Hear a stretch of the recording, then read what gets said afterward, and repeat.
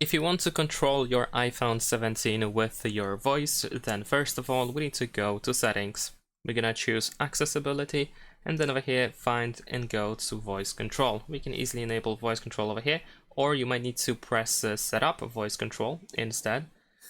And you will see also some example commands that you can use when the voice control is enabled.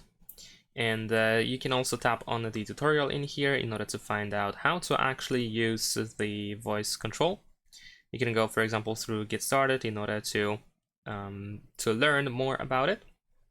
You can go to commands over here in order to create your own command or find commands about or related to certain different things, like for example for navigation and so on and so forth. So in theory, I should be able to say open control center in order to open the control center. There we go. So as you can see, it is working just fine. We can also say close control center.